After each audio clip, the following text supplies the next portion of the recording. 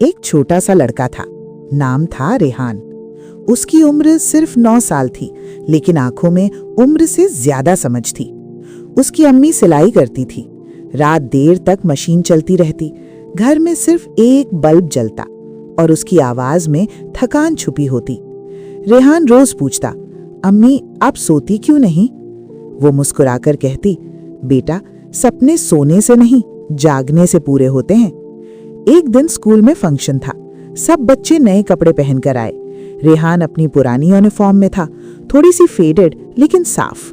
किसी ने पीछे से कहा, इसके पास नए कपड़े नहीं हैं। रेहान ने कुछ नहीं कहा, बस स्टेज पर गया और अपनी स्पीच शुरू की। मैं बड़ा होकर इंजीनियर नहीं, डॉक्टर नहीं, मैं अपनी अम्मी के लिए आराम बनना चाहता हूँ। मैं चाहता हूँ कि उनकी सिलाई मशीन एक दिन हमेशा के लिए चुप हो जाए। हॉल में खामोशी छा गई। रात को घर आकर उसने देखा अम्मी मशीन पर झुकी हुई थी। आंखों में नींद थी लेकिन हाथ रुक नहीं रहे थे। रेहान चुपचाप उनके पास बैठा और धीरे से बोला, अम्मी एक दिन मैं आपको सुलाऊंगा, आप बस देखना। साल गुजर गए।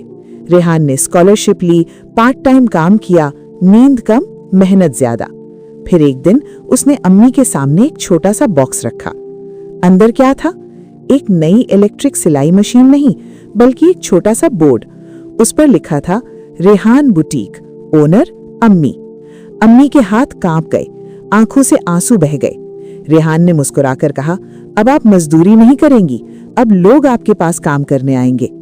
उस दिन घर में पैसा कम था, लेकिन इज्जत बहुत ज्यादा थी और अम्मी को पहली बार महसूस हुआ कि उनका बेटा सच में उनका सहारा बन गया है।